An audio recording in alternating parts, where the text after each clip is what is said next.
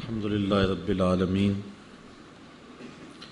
والعاقبۃ للمتقین والصلاة والسلام علی سید الانبیاء والمرسلین قال اللہ تعالی وتبارک فی القرآن المجید والفرقان الحمید بسم اللہ الرحمن الرحیم قال اللہ تعالی وتبارک فی القرآن المجید والفرقان الحمید بسم اللہ الرحمن الرحیم ما کان محمد ابا احد من رجالکم ولکن رسول اللہ وخاتم النبیین وکان اللہ بکل شیء علیما قال اللہ تعالی وتبارک فی القرآن المجید فی شان حبیبہ مخبرا وآمرا ان اللہ وملائکتہ یصلون علی النبی یا ایہا الذین آمنوا صلوا علیہ وسلموا تسلیما الصلاۃ والسلام علیک یا رسول اللہ وعلی آلک واصحابک یا محبوب رب العالمین الصلاۃ والسلام علیک یا نبی الرحمہ وعلی آلک واصحابک یا ایہا النبی ورحمۃ اللہ وبرکاتہ۔ انتہائی واجب الاحترام ذوی الاحتشام معزز محترم محتشم سامعین خواتین و حضرات، السلام علیکم ورحمۃ اللہ وبرکاتہ۔ کتاب رحمت قرآن مجید سے سورہ احزاب کی آیت نمبر 40 تلاوت کرنے کا شرف پایا ہے۔ کچھ باتیں اس آیت نور کی تشریح میں اور کچھ حضور کے فرامین نور آپ کے سامنے رکھنے کے بعد اجازت چاہوں گا۔ اللہ تعالی میری زبان پر کلمۃ الحق جاری فرمائے۔ ارشاد فرمایا کہ محمد صلی اللہ علیہ وسلم تم مردوں میں سے کسی کے باپ نہیں ہیں، لیکن وہ اللہ کے رسول اور آخری نبی ہیں، اور اللہ تعالی ہر شے کو جاننے والا ہے۔ یہ آیت کریمہ ختم نبوت کی ایک ایسی روشن اور صریح دلیل ہے کہ کسی اور چیز کی ضرورت باقی نہیں رہتی۔ حضرت عبداللہ بن ابی اوفا رضی اللہ تعالی عنہ فرماتے ہیں کہ لو قضی ان یکون بعد محمد نبی عاش ابنہ، چونکہ حضور مردوں میں سے کسی کے باپ نہیں ہیں، اور اگر یہ اللہ کا فیصلہ ہوتا کہ حضور کے بعد کوئی نبی آئے تو پھر حضور کے فرزند کو اللہ تعالی زندگی عطا فرماتا، اور حضور کے بیٹے زندگی پاتے، رجل کی عمر کو پہنچتے، لیکن حضور کے فرزند بچپن میں انتقال کر گئے، اس لیے ولیکن لا نبی بعدہ، اس لیے کہ حضور کے بعد کوئی نبی نہیں ہے۔ کتنے نبی ہوئے ہیں جن کے بیٹے بھی بعد میں نبی ہوئے ہیں، نبیوں کے سلسلے رہے ہیں۔ حضرت ابراہیم نبی، ان کے بیٹے نبی، حضرت اسماعیل بھی نبی، حضرت اسحاق بھی نبی۔ بلکہ اعزاز دیکھیے کہ حضرت اسماعیل علیہ السلام متولی تھے کعبۃ اللہ کے، اور حضرت اسحاق علیہ السلام متولی تھے بیت المقدس کے۔ حضرت ابراہیم کا ایک بیٹا کعبہ کا امام ہے اور دوسرا بیٹا بیت المقدس کا امام ہے۔ پھر حضرت اسحاق کے بیٹے حضرت یعقوب وہ بھی نبی، حضرت یعقوب کے فرزند حضرت یوسف علیہ السلام وہ بھی نبی۔ سلسلۃ الذہب ہے، سونے کی کڑیاں ہیں۔ تو نبیوں کو نبی بیٹے عطا کیے گئے۔ اگر حضور علیہ السلام کے فرزند موجود رہتے اور رجل کی عمر کو پہنچتے اور نبی نہ ہوتے تو پھر باقی نبیوں کی اولاد نبی اور حضور کی اولاد نبی نہ ہوتی تو یہ حضور کی شان کے لائق نہ ہوتا۔ اگر نبوت کا اجراء ممکن ہوتا تو حضور کے فرزند زندہ رہتے، لیکن چونکہ حضور کے بعد نبوت باقی نہیں ہے اس لیے حضور کے تینوں فرزند یکے بعد دیگرے بچپن میں ہی انتقال کر گئے۔ چونکہ حضور کے بعد کوئی نبی نہیں، اس آیت کریمہ کی تشریح میں بخاری کی یہ روایت حضرت عبداللہ ابن ابی اوفا سے مروی آپ کے سامنے رکھی۔ لو قدی ان یکون بعد محمد نبی، اگر حضور کے بعد نبوت کا سلسلہ موجود رہتا تو عاش ابنہ، حضور کے فرزند زندگی پاتے، ولیکن لا نبی بعدہ، لیکن حضور کے بعد کوئی نبی نہیں ہے۔ قرآن مجید نے ایک دوسرے مقام پر ارشاد فرمایا، سورہ المائدہ کی آیت ہے، الیوم اکملت لکم دینکم واتممت علیکم نعمتی ورضیت لکم الاسلام دینا۔ آج ہم نے تمہارا دین مکمل کر دیا اور تمہارے اوپر اپنی نعمت کا اتمام کر دیا، نعمت پوری کر دی، اور تمہارے لیے اسلام کو بطور دین پسند کر لیا۔ حجۃ الوداع کے موقع پر یہ آیت کریمہ نازل ہوتی ہے اور اتمام دین کی خوشخبری سنائی جاتی ہے۔ حضرت علامہ ابن کثیر اس آیت کریمہ کے تحت بڑا خوبصورت تبصرہ کیا ہے، ذرا آپ بھی سنیے اور لطف اٹھائیے۔ ھذہ اکبر نعم اللہ تعالی علی ھذہ الامہ، فرماتے ہیں کہ یہ نعمت اس امت پر اللہ نے انعام کی ہے، یہ سب سے بڑی نعمت ہے، بہت بڑی نعمت ہے جو اللہ نے عطا کی ہے۔ حیث اکمل تعالی لہم دینہم، کہ ان کے دین کو اللہ نے مکمل کر دیا۔ فلا یحتاجون الی دین غیرہ، تو وہ اب کسی اور دین کے محتاج نہیں رہے۔ فلا یحتاجون الی دین غیرہ، اب کسی دین کی انہیں حاجت نہیں رہی۔ ولا نبی غیر نبیہم، اور حضور کے علاوہ اب کسی اور نبی کی حاجت نہیں رہی، صلوات اللہ تعالی وسلامہ۔ ولہذا جعل اللہ خاتم الانبیاء، اس لیے کہ اللہ نے محبوب علیہ السلام کو خاتم الانبیاء بنایا۔ وبعثہ الی الانس والجن، اور جن و انس کی طرف حضور کو مبعوث فرمایا۔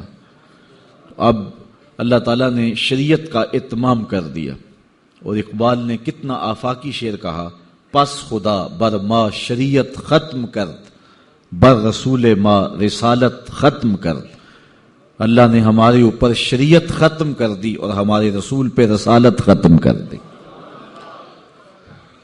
حضرت سیدنا ابو بکر صدیق رضی اللہ تعالیٰ عنہ کے زمانے میں جب کچھ لوگوں نے زکوٰۃ دینے سے انکار کیا تو حضرت صدیق اکبر رضی اللہ تعالیٰ عنہ فرمانے لگے کہ میں اتنی دیر تک لڑوں گا، اگر وہ ایک رسی بھی زکوٰۃ میں دیا کرتے تھے جب تک وہ وصول نہیں کر لیتا اتنی دیر تک میں اس سلسلے کے اندر لڑائی کروں گا اور زکوٰۃ وصول کروں گا۔ تو اس موقع پہ آپ نے ایک تاریخ ساز جملہ ارشاد فرمایا۔ حضرت ابو بکر صدیق نے فرمایا، قد انقطع الوحی وتم الدین، وحی منقطع ہو گئی، اب وحی نہیں آئے گی، اور دین مکمل ہو گیا، اَيَنْقُصُ وَأَنَا حَيٌّ، اب کوئی زکوٰۃ اور نماز میں فرق ڈالے اور دین میں نقص ڈالے تو یہ کیسے ہو سکتا ہے کہ وہ نقص ڈالے اور ابو بکر بھی زندہ ہو؟ تو حضرت ابو بکر صدیق رضی اللہ تعالیٰ عنہ نے منکرین زکوٰۃ کے خلاف جو ہے وہ جہاد کیا، اور یہ جملہ ارشاد فرمایا کہ وہی منقطع ہو گئی اور دین کی تکمیل ہو گئی۔ اللہ تعالیٰ جل شانہ نے محبوب علیہ السلام کے ساتھ ہی سلسلہ رسالت کو ختم کر دیا، اور حضور اللہ کے آخری نبی ہیں۔ اس پر امت کا اجماع ہے، کوئی دوسری رائے موجود نہیں ہے۔ حضور علیہ السلام کے کتنے فرامین ہیں جن کی تعداد سینکڑوں میں ہیں، جو ختم نبوت پہ دلیل بنتے ہیں۔ حضرت ابو ہریرہ رضی اللہ تعالی عنہ سے روایت سماعت کیجئے، جس کو امام بخاری نے اور دیگر محدثین نے اپنی اپنی اسناد کے ساتھ روایت کیا ہے، اور یہ حدیث اتنی کثرت کے ساتھ مروی ہے کہ یہ متواتر کے درجے تک پہنچی ہوئی ہے۔ حضرت ابو ہریرہ رضی اللہ تعالی عنہ سے معروف روایت ہے، آپ نے پہلی بار مجھ سے نہیں سنی، متعدد مرتبہ یہ علماء سے سماعت کر چکے ہیں۔ حضور نے ارشاد فرمایا، ان مثلی و مثل الانبیاء من قبلی، کہ میری اور میرے سے قبل جو نبی گزرے ہیں ان کی مثال ایسے ہے کہ مثل رجل بنا بیتن، جس طرح کسی شخص نے گھر بنایا، فاحسنہ واجملہ، اس کو خوبصورت بنایا اور جمیل و حسین بنایا، الا موضع لبنہ، لیکن ایک اینٹ لگانا چھوڑ دی، من زاویۃ، ایک گوشے سے، فجعل الناس یطوفون بہ ویتعجبون لہ، لوگ اس میں گھوم پھر کے دیکھتے ہیں اور اس معاملے کو دیکھ کے تعجب کرتے ہیں کہ اتنا خوبصورت گھر، آرائش، زیبائش، خوبصورتی، جمال، حسن، لیکن یہ جگہ کیوں چھوڑ دی گئی ہے، یہاں کچھ نہیں لگایا گیا۔ وَيَقُولُونَ، اور وہ کہتے بھی ہیں، هَلْ لَا وُضِعَتْ هَذِهِ اللَّبِنَةُ، یہ اینٹ کیوں نہیں لگائی گئی؟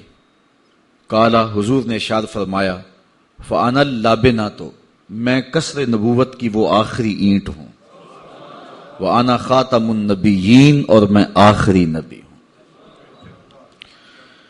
یہ بخاری شریف کی روایت ہے، یہ لفظ بھی ابن شیبہ میں موجود ہیں۔ حضور نے فرمایا، فجئت انا، پس میں آیا، فاتممت تلک اللبنہ، اور اس خالی جگہ کو پر کر دیا، تو قصر نبوت مکمل ہو گیا۔ حضور وہ آخری اینٹ ہیں قصر نبوت کی، اور حضور کے بعد اب نہ کسی نبی کی گنجائش ہے نہ کسی رسول کی گنجائش۔ حضرت ابو ہریرہ رضی اللہ تعالی عنہ سے معروف روایت ہے، جس کو امام بخاری نے، امام مسلم نے، ابن ماجہ نے اور دیگر لوگوں نے روایت کیا ہے۔ قالا کانت بنو اسرائیل تسوسہم الانبیاء، بنی اسرائیل میں جو انبیاء علیہم السلام تھے وہ سیاست رانی کیا کرتے تھے، امور سیاست نبیوں کے ہاتھ میں تھا، اور لوگوں کو وہ سیاست سکھایا کرتے تھے۔ کلما ہلاک نبی خلفہ نبی، اور جب کوئی نبی شہید ہو جاتا یا انتقال کر جاتا تو اس کی جگہ پھر دوسرا نبی آ جاتا۔ وَإِنَّهُ لَا نَبِيَّ بَعْدِي، حضور نے فرمایا میرے بعد نبی کوئی نہیں، وَسَيَكُونُ خُلَفَاء، لہذا میرے بعد خلیفے ہوں گے۔ تو حضور نے پچھلے نبیوں کا جو کام تھا اس کو بیان فرمایا کہ بنی اسرائیل کی سیاست رانی وہ کیا کرتے تھے اور لوگوں کو امور سیاست بھی سکھایا کرتے تھے، اور اگر کوئی نبی اس دنیا سے رخصت ہو جاتا تو اس کی جگہ نیا نبی آتا اور وہ امور سنبھال لیتا۔ تو حضور علیہ السلام آخری نبی ہیں، اور آقا کریم علیہ السلام ان امور کو بجا لاتے رہے اور ریاست مدینہ کا قیام کیا۔ حضور کی بھرپور سیاسی زندگی ہمارے سامنے ہے، لیکن پچھلی امتوں میں ایک نبی انتقال کر جاتا تو اس کی جگہ دوسرا نبی آتا، تو حضور علیہ السلام نے فرمایا میرے انتقال کرنے کے بعد کوئی دوسرا نبی نہیں آئے گا، میرے بعد یہ کام خلفاء کریں گے۔ آگے دیکھیے، حضرت انس رضی اللہ تعالی عنہ سے ایک روایت، حضور نے ارشاد فرمایا ان الرسالۃ والنبوۃ قد انقطعت، رسالت اور نبوت اب ختم ہو گئیں، فلا رسول بعدی ولا نبی بعدی، میرے بعد کوئی رسول بھی نہیں آئے گا، میرے بعد کوئی نبی بھی نہیں آئے گا۔ حضرت جبیر بن مطعم رضی اللہ تعالی عنہ سے روایت ہے جس کو امام بخاری اور دیگر محدثین نے روایت کیا ہے، حضور نے ارشاد فرمایا انا محمد صلی اللہ علیہ وسلم وانا احمد وانا الماحی الذی یمحى به الکفر وانا الحاشر الذی یحشر الناس علی عقبی وانا العاقب والعاقب الذی لیس بعدہ نبی۔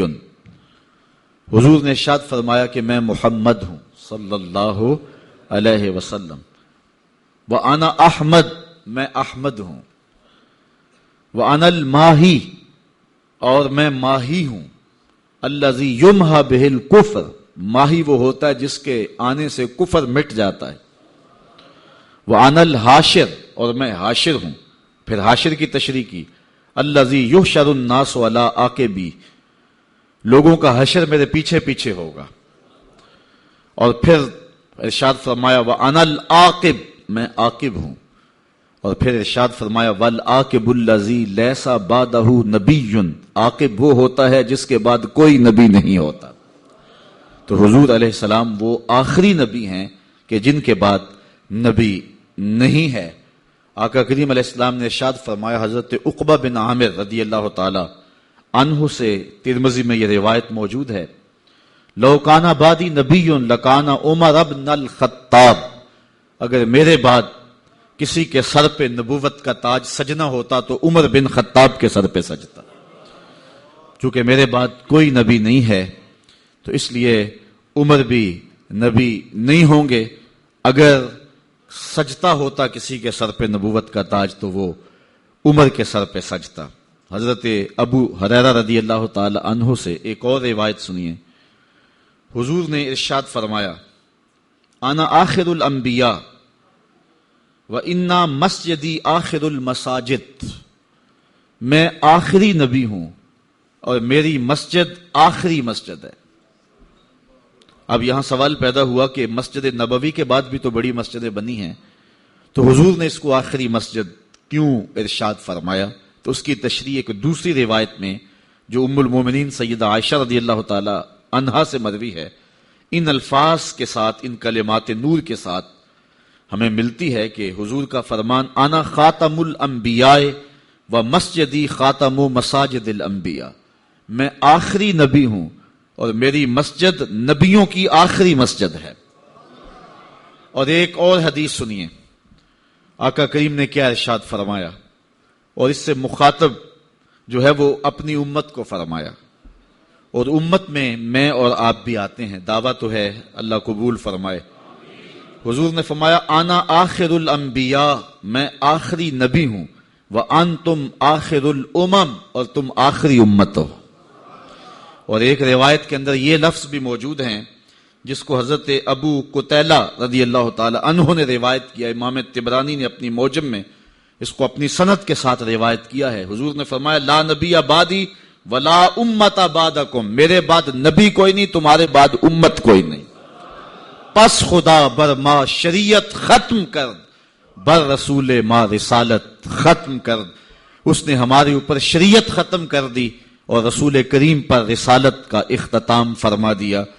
ایک روایت میں آتا ہے کہ تم 70 کے عدد کو پورا کرنے والے ہو، کل 70 امتیں ہوئی ہیں، یہ امت 70ویں امت ہے اور اس کے بعد کوئی امت نہیں ہے، یہ خیر امت ہے، بہتر امت ہے اور آخری امت ہے۔ حضور علیہ السلام کا ایک اور فرمان بھی سماعت کر لیجئے، آپ کے ذوق کو مہمیز بھی لگے گی، قلب کو قرار بھی نصیب ہوگا، اور عقیدہ بھی سمجھ میں آئے گا اور حضور علیہ السلام کی عظمتیں بھی ذہن میں اتریں گی۔ حضور نے ارشاد فرمایا کنت اول النبیین فی الخلق وآخرہم فی البعث، میں تخلیق میں نبیوں میں سب سے پہلے ہوں اور مبعوث ہونے میں سب سے آخر میں ہوں۔ نگاہ عشق و مستی میں وہی اول وہی آخر، تخلیق میں اول ہوں اور بعثت میں آخر ہوں۔ میاں صاحب فرماتے ہیں اول آخر دو میں پاسے اوہو مل کھلوتا، اول بھی وہ اور آخر بھی وہ، میں تخلیق میں اول ہوں اور بعثت میں آخر ہوں۔ حضور علیہ السلام کا ایک اور فرمان سنیے جس کو متعدد محدثین نے روایت کیا ہے، حضرت ابو ہریرہ رضی اللہ تعالی عنہ سے ہی مروی ہے۔ قال، حضور نے ارشاد فرمایا لا تقوم الساعۃ، قیامت قائم نہیں ہوگی، حتی یبعث دجالون کذابون قریبا من ثلاثین، جتنی دیر تک 30 کے قریب جھوٹے جھگڑالو دجال پیدا نہیں ہوں گے، کلہم یزعم انہ رسول اللہ، ہر کوئی یہ گمان کرے گا کہ میں اللہ کا رسول ہوں۔ وفی روایت ہی عن ثوبان، اور ترمذی کی ایک روایت میں انہی الفاظ کے ساتھ یہ الفاظ بھی موجود ہیں کہ حضور نے پھر یہ بھی ارشاد فرمایا وَأَنَا خَاتَمُ النَّبِيِّينَ لَا نَبِيَّ بَعْدِي، میں آخری نبی ہوں، میرے بعد کوئی نبی نہیں ہوگا۔ 30 کے قریب کذاب جھوٹے اور دجال پیدا ہوں گے، ان میں سے ہر کوئی یہ گمان کرے گا کہ میں اللہ کا رسول ہوں۔ حضور نے فرمایا کہ جھوٹ بول رہے ہوں گے، میں اللہ کا آخری رسول ہوں اور میرے بعد کوئی رسول نہیں ہوگا۔ انسان کی عقل اور فہم اور ادراک کو اگر دعوت دی جائے ان احادیث اور آیات کی روشنی کے اندر، تو انسان کا فہم و عقل بھی اس بات کا فیصلہ کرتا ہے کہ حضور کے بعد نبوت ممکن ہی نہیں ہے، اس لیے کہ اتمام دین ہو گیا اور آقا کریم تمام جہانوں کے لیے رحمت بن کر آئے ہیں۔ اس لیے حضور کے بعد کسی نبی کی، کسی رسول کی، کسی پیغمبر کی ضرورت نہیں ہے۔ میں ایک سادی سی بات کرنا چاہوں گا اور آپ کی مجھے بھرپور توجہ چاہیے ہوگی۔ 104 کتابیں اور صحیفے نازل ہوئے، تورات، زبور، انجیل اور قرآن مجید، صحف ابراہیم، صحف موسیٰ، 100 صحیفے اور 4 کتابیں، ٹوٹل 104 تعداد بنتی ہے اللہ کی طرف سے منزل کتابوں اور صحیفوں کی۔ کسی کتاب کی حفاظت اللہ نے اپنے ذمہ کرم پہ نہیں لی۔ اگر اللہ نے کسی کتاب کو اپنی حفاظت میں لیا ہوتا تو آج اپنی اصلی صورت میں ہمارے پاس موجود ہوتی، لیکن کسی کتاب کو اللہ نے اپنی حفاظت میں نہیں لیا۔ لوگوں نے کتابوں میں تحریف کر لی، اپنی طرف سے چیزیں شامل کر دی، بہت ساری آیات کو نکال کے باہر کر دیا۔ اللہ قادر ہے، چاہتا تو ان کتابوں کی حفاظت کرتا، لیکن اللہ نے ان کتابوں کی حفاظت نہیں فرمائی۔ قرآن مجید کی حفاظت اپنے ذمہ کرم پہ لی، اس کی کوئی زیر اور زبر بھی نہیں بدل سکتا۔ اگر قرآن مجید کی ذمہ داری اللہ نے نہ لی ہوتی تو اس وقت امہ جو کمزوری کی پوزیشن میں ہے، اور ٹیری جونز سے لے کر کے اوباما تک اسلام کی دشمنی کے اندر سارے لوگ پاگل ہو رہے ہیں، تو قرآن مجید کے اندر ضرور تبدیلی کر لیتے، انہیں جبے، امامے اور دستاروں والے لوگ بھی مل جاتے، ڈالروں کے اندر بکنے والے لوگ بھی انہیں میسر آ جاتے اور کتاب کے اندر تحریف ہو جاتی۔ لیکن یہ اللہ کی حفاظت اور اس کا انتظام ہے کہ امریکہ اسلام کی دشمنی میں اور یہود و نصارہ اسلام کی دشمنی میں آخری حد تک پہنچ گئے ہیں، لیکن کسی مائی کے لال میں جرت نہیں ہے کہ قرآن کی زیر اور زبر کو بھی بدل سکے۔ یہ قرآن مجید کی صداقت کی دلیل ہے اور اللہ تعالیٰ کی حفاظت کا پہرا ہے اس کتاب پر، کوئی بدل سکتا ہی نہیں ہے، کسی مائی کے لال میں جرت ہی نہیں ہے، کسی کے اندر ہمت ہی نہیں ہے۔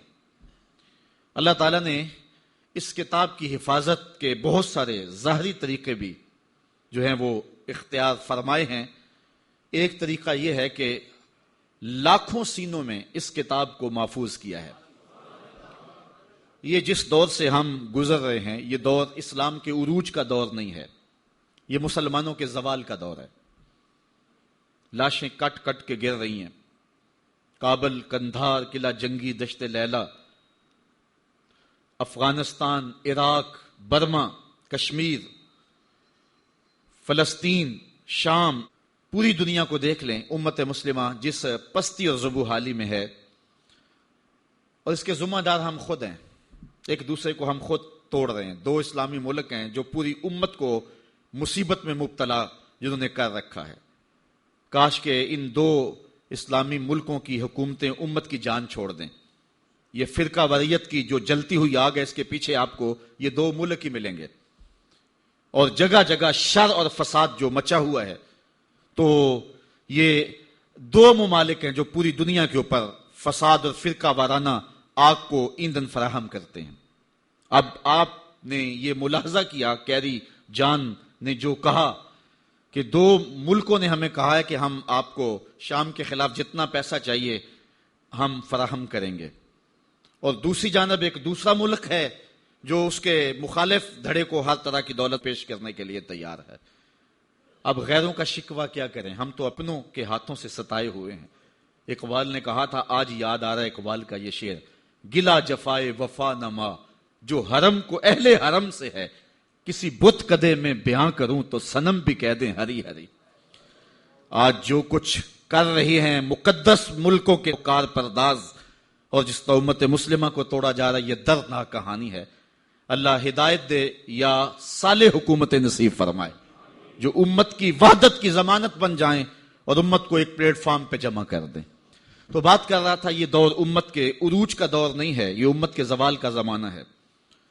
لیکن زوال کے زمانے میں بھی قرآن مجید کی حفاظت کا وہ اہتمام جو رب نے کیا ہے، سینوں میں محفوظ کرنے کا ایک ظاہری نظام، میں صرف اس مجلس میں ڈھونڈنے نکلوں تو مجھے درجنوں حفاظ اس مجلس سے مل جائیں گے جن کے سینے میں کتاب رحمت کا ایک ایک حرف لکھا ہوا ہے۔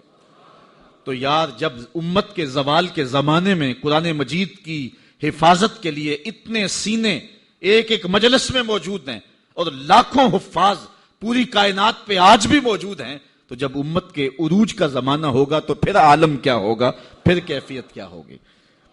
تو اس کتاب کی حفاظت اللہ نے اپنے ذمہ کرم پہ لی۔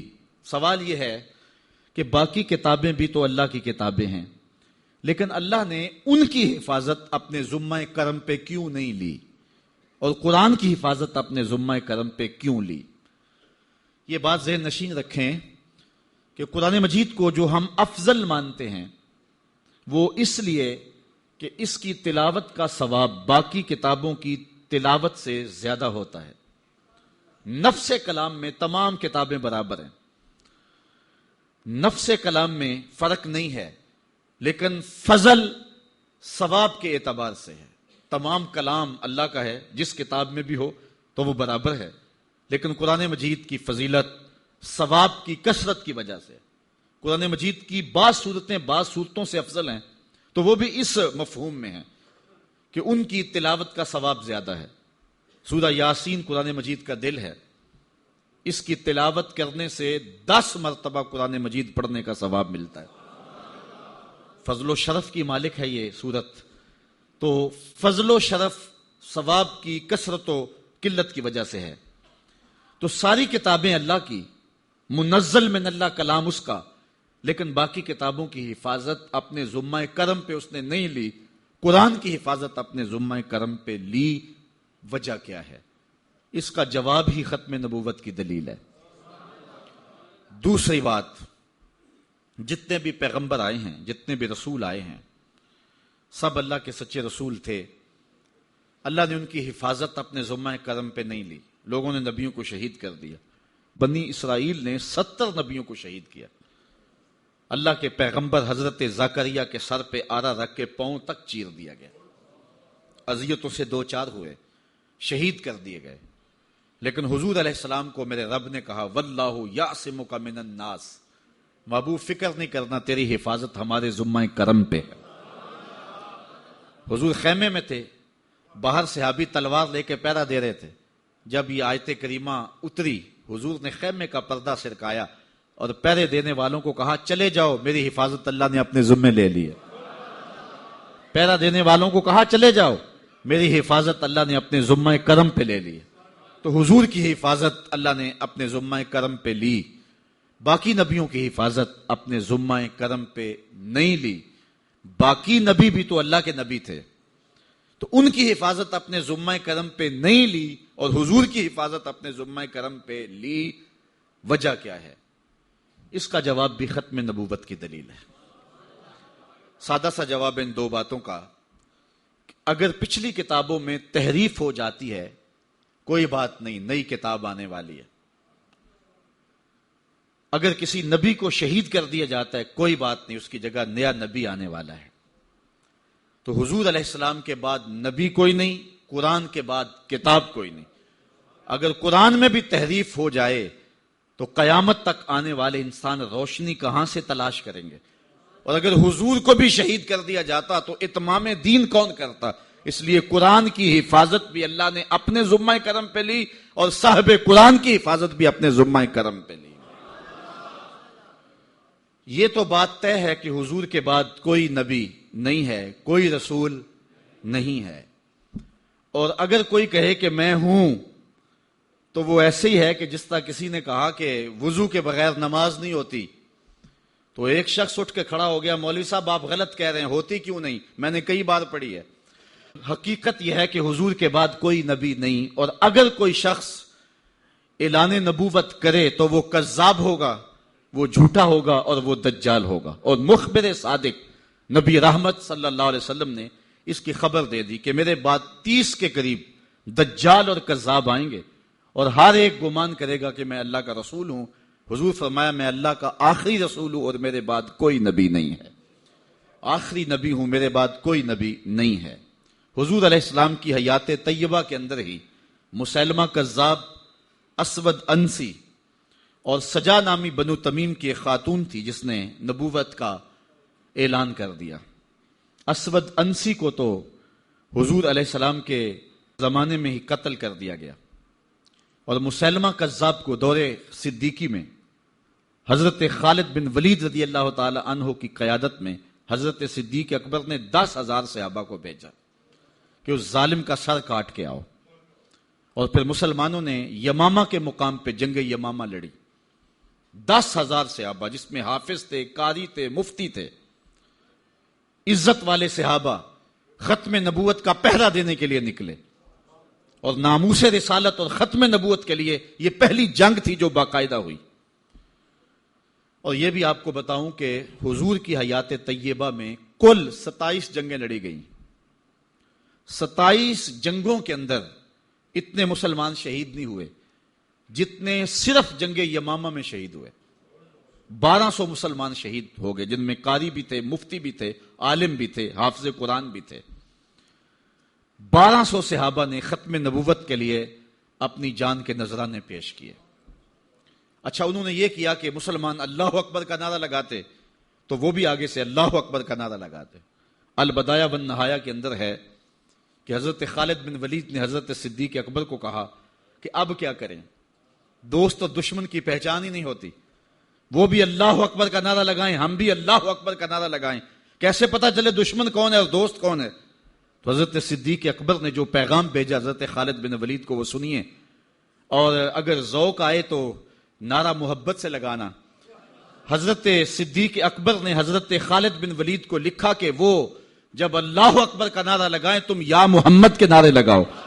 وَقَانَ شِعَارُ الْمُسْلِمِينَ يَوْمَئِذٍ يَا مُحَمَّدَا ہو، اس دن مسلمانوں کی پہچان ہی رسالت کا نعرہ تھا۔ نعرہ تکبیر، نعرہ رسالت، یہ نعرہ پہچان بن گیا مسلمانوں کی۔ اچھا، پھر جنگ جب جوبن پہ آئی نا تو ایک تلوار لگی ایک صحابی کی پنڈلی پہ، تو پاؤں کٹ کے گر گیا، پنڈلی کا گودا بہ گیا اور خون بہ رہا ہے۔ وہ صحابی گھبرایا نہیں ہے، ختم نبوت کا جان نثار تھا، اس نے کٹا ہوا پاؤں اٹھایا اور اٹھا کے ہی کافر کے منہ پہ مارا. اتنی دہشت پیدا ہوئی کہ وہ موقع پہ ہی ڈھیر ہو گیا. یہ ختم نبوت کے جانثاروں کی کرشمہ سازیاں تھیں. طلحہ بن خویلد نے نبوت کا دعویٰ کیا، بعد میں تائب ہوا. اس طرح حارث نامی ایک شخص تھا جس نے نبوت کا عبد الملک کے زمانے کے اندر دعویٰ کیا اور قتل کر دیا گیا. مختار ثقفی نے نبوت کا دعویٰ کیا اور قتل کر دیا گیا. بہت سارے لوگ مختلف زمانوں کے اندر نبوت کے دعوے کرتے رہے اور اپنے انجام بد کو پہنچتے رہے اور ان کو ان کے ماننے والے متبعین نہ مل سکے. لیکن دو شخص ایسے ہیں جنہوں نے نبوت کا دعویٰ بھی کیا اور کچھ بے وقوف ان کے پیچھے لگ بھی گئے. ایک ایران کا بہاؤلہ ہے اور ایک پنجاب کا مسلمہ مرزا قادیانی ہے. ان دونوں کے پیچھے کچھ بے وقوف اور احمق ان کے پیچھے لگ گئے اور ان کی جھوٹی نبوت کو پانی دینے لگے اور ان کے نام کے نعرے لگانے لگے. بہاؤلہ کے ماننے والے بہائی موجود ہیں بر صغیر پاک و ہند میں، پاکستان میں بھی اور دیگر ممالک میں بھی. اور سب سے بڑا فتنہ جو پیدا ہوا وہ قادیان کا دجال مرزا قادیانی. پہلے تو اس نے یہ کہا کہ حضور علیہ السلام کے بعد نبوت کا اجرا ممکن نہیں ہے، اور اپنی ایک کتاب حمامۃ البشریٰ کے اندر اس نے کہا رب رحیم شان والے نے ہمارے نبی کا نام خاتم الانبیاء بغیر کسی استثناء کے رکھا ہے، اور ہمارے نبی نے لا نبی بعدی کے بیان سے اس کی تشریح کر دی ہے جو طالب علموں کے لیے بالکل واضح ہے. یہ اس نے اپنی کتاب حمامۃ البشریٰ کے اندر لکھا. اس وقت تک اس کا پروگرام نہیں تھا کہ میں نے نبوت کا دعویٰ کرنا ہے. بعد میں آپ کی سیالکوٹ کی کچہری میں ہی وہ ملازم تھا، اور میں اگر تاریخ کے ابواب کھولوں تو بات لمبی ہو جائے گی. کچھ لوگوں کا انٹرویو ہوا، وہ کامیاب ٹھہرا، اور پھر اس نے پہلے راستہ ہموار کرنا شروع کیا، اور پھر ایک دن اس نے کہہ دیا کہ بعثنی اللہ علی راس المئۃ لأجدد الدین. اللہ نے مجھے صدی کے سر پہ مبعوث کیا ہے کہ میں دین کی تجدید کروں. مجدد بن بیٹھا. پھر کچھ وقت گزرا، اس نے کہا وَأَنَا الْمَسِيحُ الْمَوْعُودُ وَالْمَهْدِيُ الْمَوْعُودُ، میں مسیح موعود ہوں اور مہدی موعود ہوں. یہ حقیقت الوحی کے اندر اس نے لکھا، روحانی خزائن کے اندر موجود ہے. پھر ایک دن بدبخت نے کہا کہ منم مسیح زماں و منم کلیم خدا، منم محمد و احمد کے مجتبی باشد، استغفر اللہ لعنت اللہ علی الکاذبین. اس نے کہا میں ہی مسیح زماں ہوں، میں ہی کلیم خدا ہوں، اور معاذ اللہ استغفر اللہ میں ہی محمد ہوں، میں ہی احمد ہوں کہ جو مجتبی تھے. اور پھر بدبخت آگے بڑھا اور اس نے انبیاء کی توہین کی، ذات باری کی توحید کی، اور کہا بایعنی ربی، میرے رب نے میری بیعت کی ہے. معاذ اللہ استغفر اللہ. یہ روحانی خزائن کے صفحہ نمبر 227 پہ اس نے لکھا. اور پھر کہنے لگا میرے رب نے مجھے وحی کی ہے، انت منی بمنزلت اولادی، آپ میرے لیے میری اولاد کی جگہ ہیں. استغفر اللہ علی ذالک. پھر اس نے کہا ابن مریم کے ذکر کو چھوڑو، اس سے بہتر غلام احمد ہے. استغفر اللہ. پھر اس نے لفظ گھڑنے شروع کر دیے اور اللہ کی وحی اس کو قرار دینا شروع کر دیا. کہا کہ مجھے وحی آئی ہے انا انزلناہ قریبا من قادیان، ہم نے آپ کو قادیان کے قریب نازل کیا ہے. اور بلکہ وہ اپنی ایک کتاب نزول مسیح میں لکھتا ہے بعض الہامات ایسی زبانوں میں ہوتے ہیں جن سے کبھی مجھے واقفیت ہی نہیں ہے. مثلا سنسکرت میں، عبرانی زبان میں آج تک ایسا نہیں ہوا کہ کسی نبی کو اس زبان میں وحی کی جائے کہ جو زبان وہ جانتا نہ ہو. لیکن یہ پہلا بدبخت شخص ہے جس نے یہ بات کہی اور نبوت کا دعویٰ کیا کہ مجھے ان زبانوں کے اندر وحی کی جاتی ہے جن زبانوں کو میں بھی نہیں سمجھتا ہوں.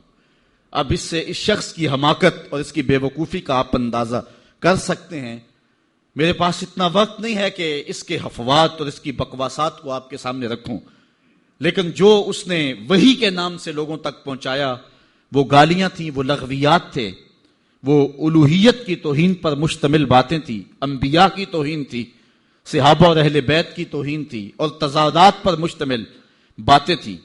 اور کیوں نہ ہو کہ یہ شخص ازلی بدبخت تھا اور پھر اس نے یہاں تک کہا کہ جو میری بات کو نہیں مانتے اور مجھے تسلیم نہیں کرتے وہ جنگلوں کے سور اور کنجریوں کی اولاد ہیں. استغفر اللہ علی ذالک. اور مسلمانوں کو اپنی حمایت اور اپنی اطاعت کے لیے اس نے ابھارا. جو زر پرست لوگ تھے وہ اس کے پیچھے لگ گئے، چونکہ جن کے مفادات اور مرزا قادیانی کے مفادات سانجے تھے تو انہوں نے اس کے پیچھے لگنا ہی تھا. چونکہ مرزا قادیانی جو ہے یہ انگریز کا لگایا ہوا پودا ہے. خود وہ لکھتا ہے، ستارہ کیسریہ اور گورنمنٹ انگریزی اور جہاد کے نام سے اس نے کتابیں انگریز حکومت کی حمایت میں لکھی. اور تریاق القلوب نامی ایک کتاب میں لکھتا ہے کہ میری زندگی کا بیشتر حصہ سلطنت انگریزی کی تائید و حمایت میں گزرا. میں نے ممانعت جہاد اور انگریزی اطاعت کے بارے میں اتنی کتابیں لکھی کہ اگر ان رسائل، ان جرائد اور ان اشتہارات کو جمع کیا جائے تو 50 الماریاں ان سے بھر سکتی ہیں. اس کا والد میر غلام مرتضی، اس کے بارے میں مرزا قادیانی نے خود لکھا ہے کہ 1857 کی جنگ آزادی تھی. اس جنگ آزادی کے اندر انگریزوں کا حامی تھا اور 50 گھوڑے اور سوار انگریزوں کی حمایت میں اس نے دیے تھے، جبکہ اہل علم اور مسلمان ان کو اس جنگ کے اندر کاٹا گیا تھا اور ان کو شہید کیا گیا تھا. اس کے صلے کے اندر انگریز کے گورنر کے دربار کے اندر میر مرتضی کو کرسی ملا کرتی تھی جو اس کے اعزاز میں دی جاتی.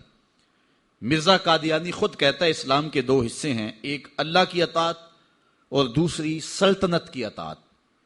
اور پھر تریاق قلوب کے اندر آگے جا کے لکھتا ہے کہ سلطنت کی اطاعت جس نے ہمیں اپنے سایہ میں پناہ دی، اور کہتا ہے یہ امن جو اس سلطنت کے زیر سایہ ہمیں حاصل ہے، نہ یہ امن مکہ میں مل سکتا ہے نہ مدینہ میں مل سکتا ہے.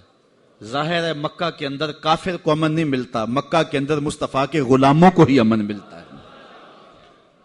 پھر اس نے جب انگریز کے چھوٹے کارندے جن صاحب کو پتہ بھی نہیں تھا کہ یہ ہمارا ہی لگایا ہوا پودا ہے تو کبھی کسی معاملے کے اندر حمایت نہیں کی تو یہ چیخا اور اپنے آقا کو ایک درخواست لکھی. وہ درخواست بہت لمبی ہے، میں اس کے آدھے اقتباس پر اکتفا کروں گا. التماس ہے، اس کے بعد بہت ساری باتیں اس نے لکھی اور ایک بات لکھی کہ وہ قدیم سے سرکار انگریزی کے پکے خیر خواہ اور خدمت گزار ہیں. اس خود کاشتہ پودے کی نسبت نہایت حزم و احتیاط اور تحقیق و توجہ سے کام لے اور ماتحتوں کو ارشاد فرمائے کہ مجھے اور میری جماعت کو ایک خاص عنایت اور مہربانی کی نظر سے دیکھیں. پھر انہوں نے مہربانی کی نظر سے دیکھا اور آج تک دیکھ رہے ہیں، اور برطانیہ میں انہیں پناہ دے رکھی ہے اور مسلمانوں کے اندر رخنہ اندازی کے لیے ان لوگوں کو انہوں نے استعمال کیا اور آج تک وہ ان کو بے پناہ پیسے سرمایہ دے رہے ہیں تاکہ امت کے اندر افتراق پیدا کرو. مختلف ویب سائٹس پر اسلام کے نام پر مرزائی آج بھی سرگرم عمل ہیں. اللہ تعالیٰ جل شانہ نے ہمارے علماء کو یہ توفیق نصیب فرمائی کہ وہ پوری قوت کے ساتھ ان کے مقابلے کے اندر نکلے. پیر سیدنا مہر علی شاہ رحمۃ اللہ تعالی آپ حرمین طیبین حاضر ہوئے تو حضور علیہ السلام کی خواب میں زیارت نصیب ہوئی اور آقا کریم نے فرمایا مہر علی تم یہاں آئے ہو، قادیان کا دجال تعویلات فاسدہ کی کینچی سے میری شریعت کو کاٹ رہا ہے. تو حضرت پیر مہر علی شاہ رحمۃ اللہ تعالی علیہ پھر وہاں سے واپس آئے اور اس دجال کے خلاف 2 کتابیں لکھی جن کا آج تک جواب نہیں ہو سکا. 2 کتابیں لکھی، اس سے جواب تو نہ ہو سکا، لیکن پیر مہر علی شاہ کو اس نے چیلنج کر دیا کہ آپ میرے ساتھ مناظرہ کریں، اور خود جگہ مقرر کر دی لاہور کی بادشاہی مسجد اور خود ہی شرائط مناظرہ طے کر لیں اور کہا کہ آپ کے ہاتھ میں بھی کاغذ قلم ہوگا، میرے ہاتھ میں بھی کاغذ قلم ہوگا، ہم تفسیر لکھیں گے، علماء کی جیوری بیٹھے گی، جس کی تفسیر اچھی ہوئی وہ سچا ہوگا. یہ تو کوئی بات نہیں تھی، لیکن پیر صاحب نے کہا ٹھیک ہے آ جاؤ. پیر صاحب پھر گولڑا سے چلے اور لاہور پہنچے. یہاں ایک اور بات میں بتاتا جاؤں، جب پیر صاحب وہاں سے آئے تو اکیلے نہیں آئے، علاقہ بھر کے علماء کو ساتھ لیا، پیران عزام کو کہا آؤ چلے لاہور، ایک دجال کا مقابلہ کرنے جانا ہے۔ ایک پیر صاحب کو پیغام بھیجا تو انہوں نے کہا پیر صاحب ہم پیر لوگ ہیں، چھوڑو آپ کس کام میں پڑ گئے ہیں، ہمارا کام کیا جو ہے وہ ان امور سے۔ تو پیر صاحب نے جو جواب بھیجا وہ تاریخ کے ریکارڈ پہ ہے، فرمانے لگے پیر صاحب یہ پیری نہ ہوئی، یہ بغیرتی ہوئی، ختم نبوت پہ ڈاکہ پڑ رہا ہو اور ہم پیری کی بکل مار کے بیٹھے رہیں۔ پیر صاحب وہاں سے چلے اور لاہور پہنچے، مرزا دجال کو نہیں آنا تھا، نہ آیا، اور اس نے بہانہ یہ بنایا کہ پیر صاحب کے ساتھ سرحد کے پٹھان آئے ہیں اور وہ مجھے مار دیں گے، اس لیے میں لاہور نہیں گیا۔ پیر صاحب پھر گئے اور آپ جشن فتح کا منایا۔ شورش کاشمیری نے لکھا ہے کہ پیر صاحب کے چہرے پہ میں نے جلال دیکھا، اور پیر صاحب فرمانے لگے کہ وہ تو کہتا ہے کہ قلم اور کاغذ لیں گے اور جو ہے وہ لکھیں گے، کہا کہ اگر وہ آ جاتا تو میں کاغذ پہ قلم رکھ دیتا، قلم خود ہی لکھتا۔ اللہ اکبر یا رسول اللہ۔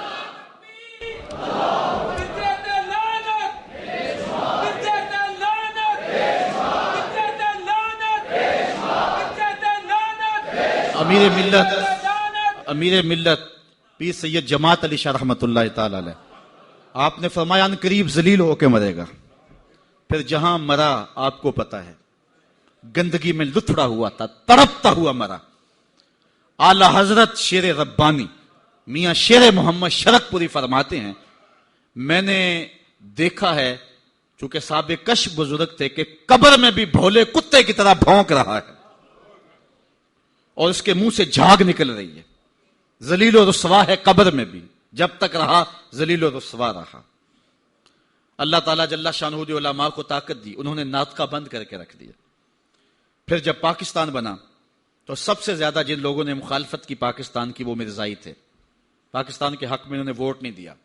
آج بھی جو ربوے میں دفن ہوتے ہیں وہ امانتاً دفن ہوتے ہیں، ان کا عقیدہ ہے کہ پاکستان ٹوٹ جائے گا اور ہمیں اٹھا کر کے جو ہے وہ قادیان میں دفن کیا جائے گا، یہ وصیت کر کے وہاں دفن ہوتے ہیں۔ پہلا وزیر خارجہ بدقسمتی سے مرزائی بن گیا، پھر اس نے ایک بیان دیا تو 53 کی تحریک چلی، لاہور کی سڑکوں پر 10,000 جان نثاروں نے اپنی جانیں قربان کی ختم نبوت کے لیے۔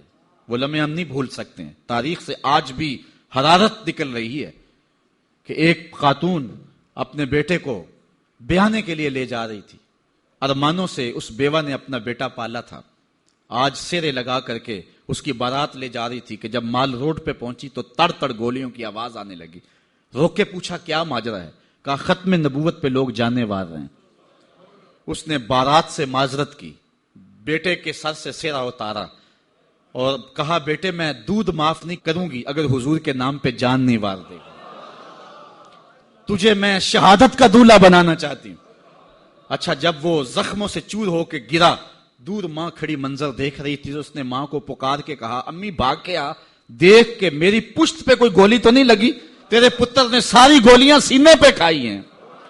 اور وہ گھڑیاں بھی ہم نہیں بھول سکتے جب نواب آف کالا باغ اس تحریک کو دبانے کے لیے کوشش کر رہا تھا، وقت کا گورنر وزیر خان کی تاریخی مسجد میں علامہ نیازی للکار رہے تھے، او نواب آف کالا باغ تیری لمبی لمبی مونچھوں سے بغاوت ہو سکتی ہے، محمد عربی کی کالی کالی زلفوں سے بغاوت نہیں ہو سکتی ہے۔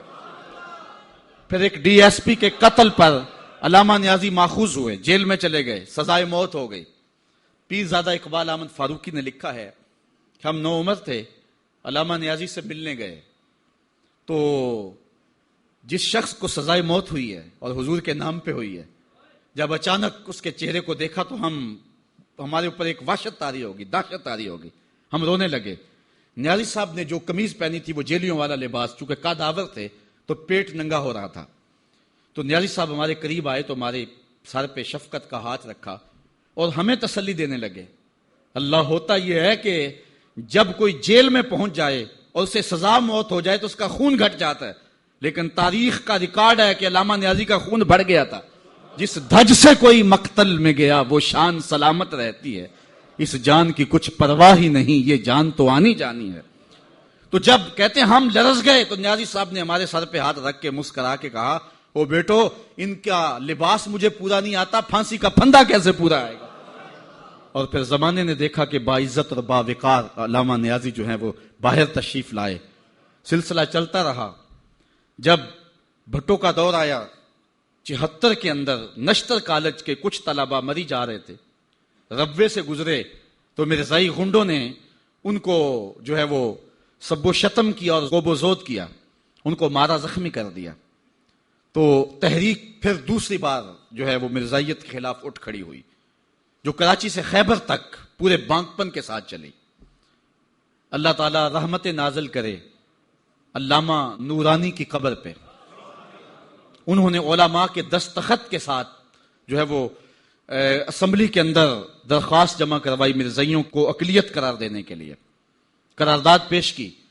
اور پھر کیا ہوا، 3 مہینے کی مسلسل محنت۔ علامہ سارا دن اسمبلی کی کاروائی میں رہتے اور راتوں کو دور دراز علاقوں کا سفر کرتے اور جلسے کرتے اور ختم نبوت پر جو ہے وہ لوگوں کو ابھارتے۔ اور پھر مرزائیوں کو بھی بلایا گیا، صفائی کا موقع دیا گیا۔ پھر ایک وقت آ گیا کہ حکومت مجبور ہو گئی۔ مسٹر بھٹو علامہ نورانی سے کہنے لگے، نورانی صاحب یہ تو مدارس کے دارالافتاء کا مسئلہ ہے جو آپ اسمبلی میں لے آئے، یہ تو علماء کا کام ہے کہ کون کافر ہے اور کون مومن ہے، تو آپ اس کو اسمبلی کے فلور پہ لے آئے ہیں تو اس کو مدارس میں حل کرنا چاہیے تھا۔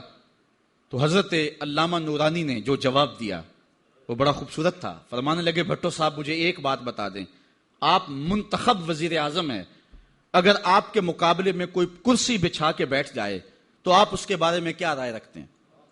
تو بھٹو کہنے لگا، یا وہ باغی ہے یا وہ پاگل ہے۔ تو کہا، بھٹو صاحب وزارت کی کرسی چھوٹی ہے، ختم نبوت کی کرسی بڑی ہے، اب جو کہتا ہے میں نبی ہوں ماننا پڑے گا، یا پاگل ہے یا باغی ہے۔ پھر وہ وقت آیا، 7 ستمبر کی شام تھی کہ اسمبلی کے فلور پر جدھر دیکھتے تھے نعرہ رسالت اور نعرہ توحید اور ختم نبوت زندہ باد کے نعرے ہی گونج رہے تھے۔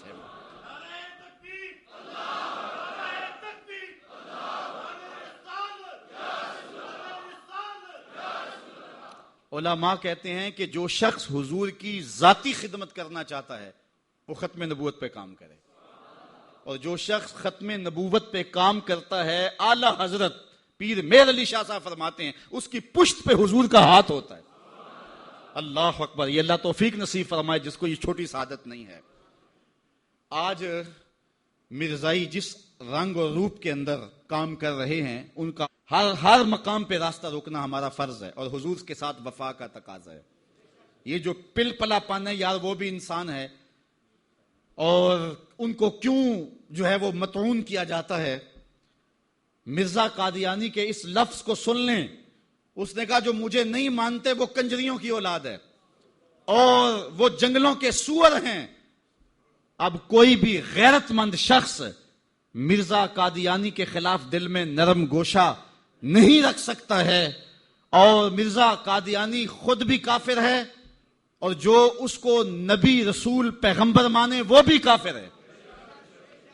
جب مرزائیوں کو کافر قرار دیا گیا تو جو لاہوری مرزائی تھے انہوں نے کہا، جی ہم تو اس کو نبی نہیں مانتے۔ مرزا صدر الدین وہ بھی اسمبلی میں آیا، اس نے کہا ہم تو اس کو ملہم مانتے ہیں، اس کو مجدد مانتے ہیں، اس کو ہم روحانی پیشوا مانتے ہیں، نبی نہیں مانتے، اس لیے ہم مومن رہنے چاہیے، ہم کافر نہیں ہونے چاہیے۔